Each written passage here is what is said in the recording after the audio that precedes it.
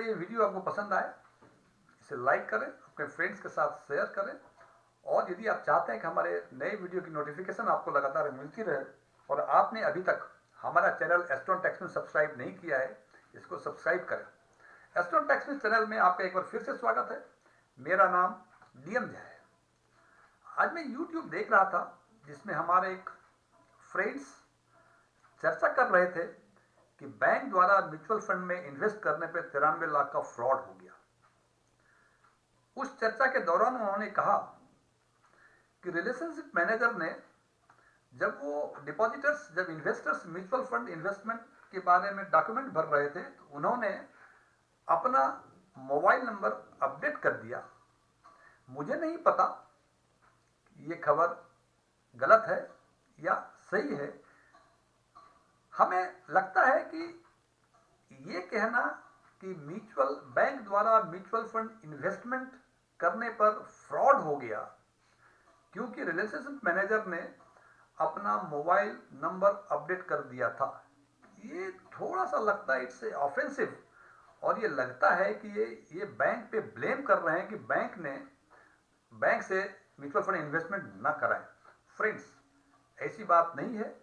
यदि relationship manager ने अपना मोबाइल नंबर अपडेट कर दिया तो हो सकता है कि आप डिस्ट्रीब्यूटर के थ्रू म्यूचुअल फंड इन्वेस्टमेंट कराएं, वहां भी वो अपना नंबर अपडेट कर दें, या किसी एडवाइजर के थ्रू कराएं या किसी ब्रोकर के थ्रू कराएं। तो ये तो रिलेशनशिप मैनेजर यदि कर सकता है तो कोई डिस्ट्रीब्यूटर भी कर सकता है, कोई फाइनेंशियल एडवाइजर भी कर सकता है। तो ये कहना कतई उचित नहीं है।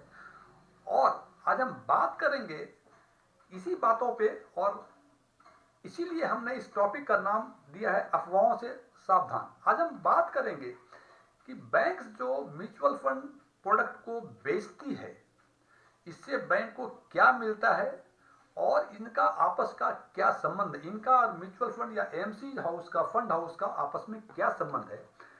तो बैंक और एमसी हाउस या फंड हाउस में एक तरह का रिलेशनशिप हो सकता है कि बैंक उसका कॉर्पोरेट एजेंट हो, और दूसरे तरह का रिलेशनशिप हो सकता है कि बैंक स्पॉन्सर भी हो और कॉर्पोरेट एजेंट भी हो। उदाहरण के तौर पे पंजाब नेशनल बैंक की बात करें, पंजाब नेशनल बैंक आज के दिन में इस 7 एमसीज का, 7 फंड हाउस का कॉर्पोरेट एजेंट है। पंजाब नेशनल बैंक की कॉर्पोरेट एजेंट का मतलब पंजाब नेशनल बैंक की किसी शाखा में यदि आप जाएंगे तो वहां इन 7 में से कोई म्यूचुअल फंड वो बेच सकता है, उसके लिए वो कॉर्पोरेट, उसके लिए वो एजेंट है इस फंड हाउस का। इसका मतलब यदि पंजाब नेशनल बैंक ये बेचता है म्यूचुअल फंड किसी डिपॉजिटर को, किसी इन्वेस्टर्स को, तो पंजाब नेशनल बैंक को इसका जो भी कमीशन, डिफाइंड कमीशन होगा, वो कमीशन मिलेगा। इसके अलावे बैंक को इससे कोई ताल्लुकात नहीं कि उस फंड ने अच्छा किया, खराब किया तो बैंक को घाटा होगा या फायदा होगा। बैंक का फायदा इतना ही है कि उन्होंने आपको म्यूचुअल फंड बेचा और उसका कमीशन मिला। तो ये हुए कॉर्पोरेट एजेंट का। दूसरा हो सकता है कि वो स्पॉन्सर हो। उदाहरण के तौर पे एसबीआई स्पॉन्सर है एसबीआई म्यूचुअल फंड का, केनरा बैंक स्पॉन्सर्ड है Canara Robeco asset management company का, BOI AXA investment managers bank of India इसको स्पॉन्सर करता है। इसका मतलब यदि आप स्टेट बैंक जाते हैं तो वो केवल स्टेट बैंक ऑफ इंडिया का ही म्यूचुअल फंड बेच सकता है और उसमें उसको वो कमीशन मिलेगा। बेच सकता है केवल उसी का, बिकॉज वो उसका स्पॉन्सर है, वो दूसरे के स्पॉन्सर, दूसरे का कॉर्पोरेट एजेंट नहीं बनेगा। और चूंकि वो बेच रहा है तो SBI mutual fund state bank of India को उसका जो भी कमीशंस का कैलकुलेशन होगा उसके हिसाब से कैलकुलेशन पे करेगी। ये तो पब्लिक सेक्टर बैंक जो स्पॉन्सर कर रहे हैं एमसीज को या फंड हाउस को, ये है। और उसी तरह से प्राइवेट सेक्टर में आईसीआईसीआई भी करता है स्पॉन्सर आईसीआईसी प्रूडेंशियल को, एचडीएफसी बैंक करता है एचडीएफसी को, और एक्सिस म्यूचुअल फंड करता है, एक्सिस बैंक करता है एक्सिस म्यूचुअल फंड को। फ्रेंड्स, अब सवाल ये होता है कि हमें बैंक के द्वारा म्यूचुअल फंड कराना चाहिए या नहीं कराना चाहिए। इसका एक ही जवाब है फ्रेंड्स, यदि आप डिस्ट्रीब्यूटर के द्वारा कराते हैं किसी एजेंट के द्वारा कराते हैं, उसी तरह से आपको यदि पसंद हो आप बैंक के द्वारा कराएं। बिकॉज ये तीनों ही, यदि आप किसी एजेंट के द्वारा कराते हैं या बैंक के द्वारा कराते हैं, तो एक ही चीजें होंगी। जैसा कि मैंने बताया हुआ है कि प्लान, म्यूचुअल फंड प्लान दो तरह के होते हैं, रेगुलर और डायरेक्ट।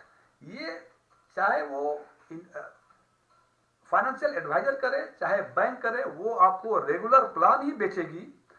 और यदि आप चाहते हैं डायरेक्ट प्लान करने के लिए जो के लिए, तो आपको सीधा ही फंड हाउस जाके या ऑनलाइन आपको परचेज करना पड़ेगा। Simply in nutshell, bottom of this video is, यदि आप बैंक से या फाइनेंशियल एडवाइजर से कराते हैं तो वो आपको केवल रेगुलर प्लान ही बेचेगा।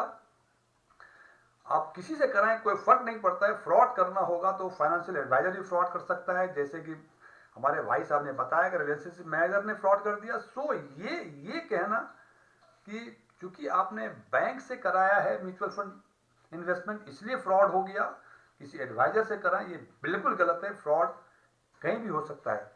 फ्रेंड्स, यदि मेरा ये वीडियो आपको पसंद आया हुआ हो, इसे लाइक करें, शेयर करें, कुछ क्वेरी हो पूछें, कुछ चीज़ें अच्छी लगी हो इसके बारे में बताएं, कुछ चीज़ें अच्छी नहीं लगी हो इसके बारे में जरूर बताएं।